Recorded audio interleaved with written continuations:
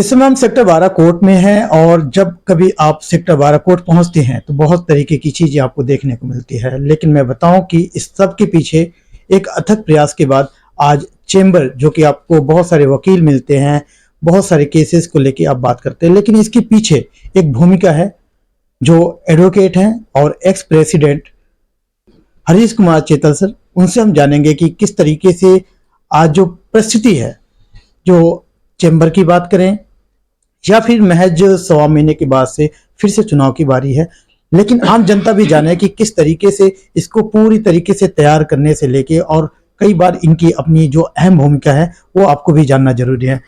Sir, जिस तरीके से देखें, जो फिलहाल 100 महीने बाद, वैसे दिसंबर में जो चुनाव होता है, फिलहाल की स्थिति को थोड़ा सा भांप लें, उसके बाद से आपके बारे में बातचीत होगा। क्या स्थिति चल रही है फिलहाल? स्थिति अभी तो आज जो है, जो ऑनलाइन पैसे जमा कराने की बात है, ईयरली सब्सक्रिप्शन होता है 600 रुपए का, हर एक लॉयर को डिपॉजिट करना पड़ता है। पहले तो ये था कि कोई रसीद कैश दे देता था, चेक दे देता था। अब की बार ऑनलाइन का प्रोविजन रखा। बार काउंसिल पंजाब हरियाणा चंडीगढ़ ने ये इंस्ट्रक्शंस दिए हैं और एफिडेविट दिया है कि एक वकील एक ही जगह जो है वोट दे सकेगा।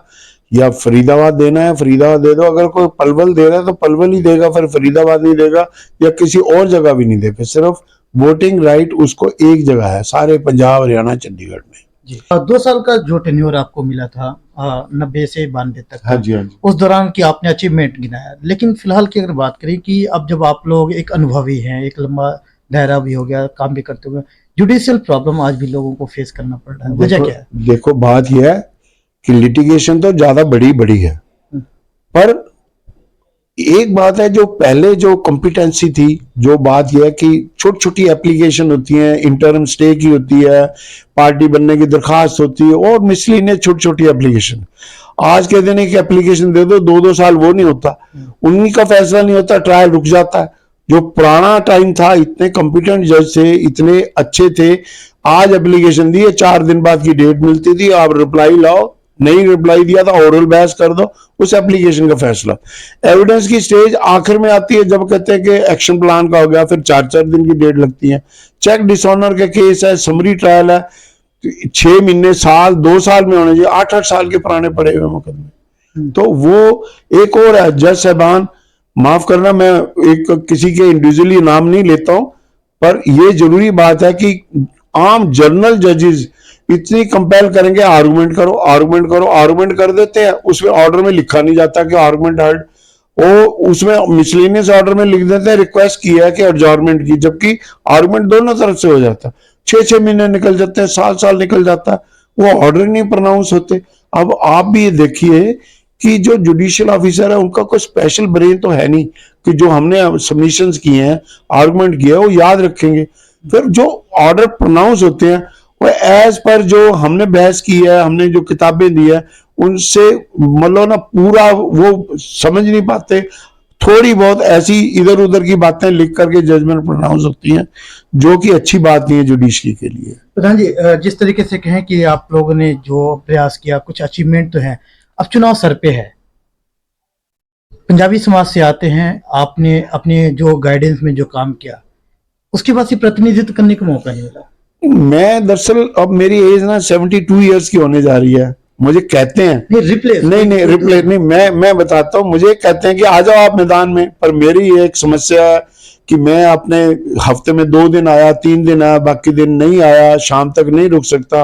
वकीलों की समस्याएं बहुत होती है, कभी डीसी साहब के पास जाना है, कभी कमिश्नर पुलिस के पास जाना है, और मिसलेनियस प्रॉब्लम्स है, तो मैं उस समय नहीं दे पाता। पर जहां तक जो अच्छे लोग हैं, अब देखो राजेश फैसला जी जो लड़े और जीते, उन्होंने, पंजाबियों ने भी वोट दिया है, सभी जितने भी बरादरी हैं हमारे यहाँ सभी ने वोट दिए हैं, और वो उनके जीत और हार का फैसला आप देखें, आधा भी नहीं है, जो हारने वाला आधा भी नहीं था। ऐसी नहीं है, वकील एक अच्छे सोच वाले हैं, वकील अच्छी सोच को देख करके सोच के वोट देते हैं, और अच्छे आदमी भी आते हैं। कई दफा भावनाओं में बह जाता है, अलग बात है, पर जनरली देखा कि अच्छे लोग, जैसे जेपी अदालत 2 बार बने हैं प्रधान, राजेश फैसला जी बने हैं, मैं बनाऊं, यहाँ पंजाबी जिस वक्त मैं बनाऊं, पंजाबी होंगे मेरे का 15-20 उस वक्त के, सभी यहाँ के लोकल लोग थे। मैं तो पंजाब से बिलोंग करता हूं, तो ये ऐसी बात नहीं है वकीलों के दिमाग में हो जाए कि ये कौन सी जात का है, कौन सी बिरादरी का, कहाँ का रहने वाला है, पंजाबी है या लोकल है, ऐसी कोई बात नहीं है। एक बुद्धिजीवी लोग हैं, इंटेलेक्चुअल कह सकते हैं, तो उसको मद्देनजर रखते हैं कोई भी बने, हम कोशिश करते हैं एक अच्छी छवि वाला प्रधान बने, हमारा हमें रिप्रेजेंट करे। अब लास्ट में ये जानना है कि जो अगला टेन्योर जिसका भी हो, जो प्रधान बने, क्या एक्सपेक्टेशन लेके मार्केट में कैसे आप लोग अपने उसमें जाएंगे? देखो, हम तो यही एक्सपेक्टेशन है कि जुडिशरी पे ऐसा दबाव बनाए, जुडिशरी अपने काम में थोड़ा सा इम्प्रूवमेंट लाए और चैम्बर्स बने। एक लिफ्ट की बहुत समस्याएं हैं चैम्बर में, एक लिफ्ट है, दूसरी ज्यादा खराब होती है, और जो वकीलों की जो बेचारे नीचे शेडो में बैठे हैं उनके लिए नए चैम्बर्स की प्रोविजन हो। ऐसी लड़ाई, ऐसा युद्ध लड़ना पड़ेगा जो नई टीम आए। ये हमारी जो कचहरी थी सबॉर्डिनेट कोर्ट होती थी, डिस्ट्रिक्ट जो है गुड़गांव था, 1976 से मैं वकालत कर रहा हूं, तो 1980 में ये जिला बन गया फरीदाबाद। तो सेशन डिवीजन बनते बनते जो है 6 महीने और लग गए, तो दिसंबर 1980 में सेशन डिवीजन बन गई।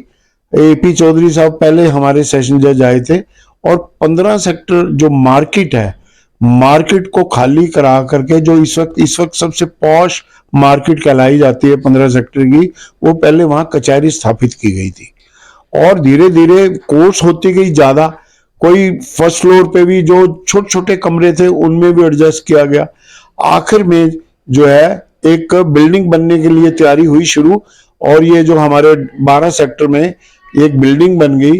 पर अनफॉर्चुनेटली गवर्नमेंट उस वक्त की जो थी, उन्होंने डिसाइड किया कि ये जो बिल्डिंग है डीसी के अंडर रहेंगी, इसमें डीसी, एडीसी या और एसडीएम और अन्य ऑफिसेज रहेंगे, और 4 कोर्ट रूम दिए जाएंगे, एक सेशन जज और 3 एडिशनल सेशन जज।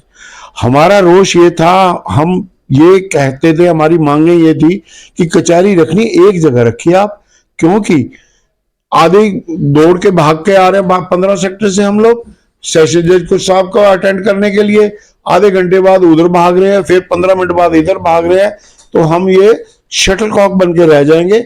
हमने इस बात को कहा, गवर्नमेंट मानी नहीं, हमने हड़ताल की 9 महीने। उस वक्त मैं प्रधान था, 1990 की बात है, और ये हड़ताल जो है करीब 9 महीने चली। 9 महीने चलने के बाद हमने चेन फास्ट भी करा, रोज 5 वकील भूख हड़ताल पे सुबह बैठते थे, अगले दिन सुबह वो व्रत खोलते थे। आखिर में जस्टिस तुलजापुरकर थे, उड़िया के रहने वाले, सुप्रीम कोर्ट के ऑनरेबल जस्टिस थे, उन्होंने एक बहुत बड़ी लोक अदालत लगाई और हमारी समस्याएं सुनी। तो उन्होंने सीएम साहब के उस वक्त जो चीफ मिनिस्टर थे उनसे भी बात की, तो उन्होंने कहा अच्छा देखते हैं, करते हैं। पर एंड आखिर में जो है ना, उन्होंने एक जिद पकड़ ली कि ये बिल्डिंग तो हमने सरकार को देनी है, गवर्नमेंट ऑफिस के लिए देनी है, हम तो सिर्फ 4 कोर्ट रूम दे सकते हैं। चलो, फिर हमने क्या करा, कोई जुडिशियल मेथड अपनाया। मैंने Harish Kumar Chetal versus state of Haryana एक मुकदमा डाला, ऑनरेबल सुप्रीम कोर्ट में रिट डाली कि बिल्डिंग हमारी है, हमें दी जाए, जुडिशियल कॉम्प्लेक्स के लिए भी बनी है। तो ऑनरेबल सुप्रीम कोर्ट ने ये अनाउंस कर दिया, जजमेंट हमारे हक में करी। आज भी अगर आप चाहो तो ऑल इंडिया रिपोर्टर में ये कोटेड है, ये जजमेंट जो है, ऑल इंडिया रिपोर्टर है, बड़ा फेमस बुक है, उसमें रिपोर्टेड है। उस कोर्ट वर्डिक्ट से हमें ये बिल्डिंग मिली। उसके बाद धीरे धीरे जो हमने, मैं बतौर प्रधान 2 टेन्योर रहा, क्योंकि उस वक्त हालात ऐसे थे, सभी मेंबर्स ने कहा दोबारा इलेक्शन होने के हालात नहीं है, स्ट्राइक चल रही है, इसलिए मुझे दोबारा टेन्योर दिया गया। उस टेन्योर में हमने पूरे प्रयास किए कि यहाँ शिफ्ट होने के बाद यहाँ जो है ना पार्किंग हो जाए, चैम्बर्स बन जाए। हमने जो बिल्डिंग कमेटी के साथ मिलकर के बहुत एक से एक अच्छे वो किए, एफर्ट्स किए, चंडीगढ़ जा जाके मिले, चीफ जस्टिस उस वक्त के थे उनसे मिले, हमारे इंस्पेक्टिंग जज थे उनसे मिलते थे। पर ये गवर्नमेंट का प्रोसेस है। पर उसके बाद मेरे बाद भी बहुत साहबान आए, जेपी अधाना का मैं खासकर नाम लूंगा, वो 2 बार प्रधान रहे हैं, उनका भी बहुत इस मामले में जो है ना, मैं कहूंगा बहुत सराहना करनी चाहिए, क्योंकि वो बार बार चंडीगढ़ जा करके बहुत ही उन्होंने प्रयत्न किए। ये जो चैम्बर्स हैं, इनमें एक चैम्बर में 2 वकील को उस वक्त किया गया, जिन्होंने पैसे जमा कराए थे, लॉटरी बेसिस पे जो उनके निकाले गए, उसी हिसाब से उनको अलॉट किए गए। पर जो जमीन है गवर्नमेंट ने दी, कंस्ट्रक्शन जो है वो बार एसोसिएशन ने करवाई, हमारी कोई कमेटी बनी थी, उनके सुपरविजन में ये बनी। अभी वकील ज्यादा हो गए हैं, अभी फिर प्रयत्न चल रहा है। अब राजेश बैसला जी अभी तक थे, अब 15 तारीख तक इलेक्शन होंगे, पर जब तक वो हैं उन्होंने बहुत एफर्ट्स किए हैं बतौर अपनी। पर बात यही आ रही है सर कि जिस तरीके से आप बता रहे हैं कि राजेश बैसला जी अपने कार्यकाल में कहीं ना कहीं उन्होंने भी कहा था कि जो नए वकील आ रहे हैं उनकी सीट से या चैम्बर के कुछ अरेंजमेंट होगी। कुछ अरेंजमेंट के लिए हमने इस बारे में बहुत कोशिश की, पर ऑनरेबल जो जस्टिस हैं वो कह रहे कि हम अनऑथराइज जगह पे नहीं बैठने देंगे, आप कृपया इसको जो है ना जल्दी से जल्दी एक्सपेडाइट कराइए। आप नए चैम्बर का जो है ना हम और कोई प्रोविजन देखते हैं। इधर कोर्ट्स के बिल्कुल चैम्बर्स के सामने एक कोई जगह पड़ी हुई है करीब 2.5 एकड़, वो बाहर को ही दी गई है। हमने ये कोशिश की है, अभी वो प्रोसेस चल रहा है। राजेश बैसला जी और बाकी उनकी टीम, हम लोग सब मिलकर के हमारी गाइडेंस से वो आगे चल रहे हैं, और भगवान ने चाहा तो गवर्नमेंट से जल्दी और चैम्बर की होगी। और एक है मल्टी जो है पार्किंग जो ना वो भी बनने की है व्यवस्था। पुलिस स्टेशन सेक्टर सेंट्रल थाना है, इसके बराबर खाली जगह पड़ी है, उसके बारे में बातचीत चल रही है। सेल टैक्स ऑफिस बना है, उसके बराबर भी बात चल रही है। यहाँ इतनी अच्छी पार्किंग बन जाए ताकि जो सड़कों पे वकीलों को खड़ी ना करें। अंडर प्रोसेस है या फिर अभी बात चल रही है? अभी बात चल रही है, अंडर प्रोसेस है। अभी जैसे गवर्नमेंट लेवल की मीटिंग्स के लेवल की बात है, अभी ऐसा नहीं है कि उन्होंने कर दिया कि आप शुरू कर दें या कैसे कर दें। अभी अंडर जो है थ्योरी में अभी अंडर प्रोसेस है। एक और बताता हूं मैं, पहले एक और अचीवमेंट है।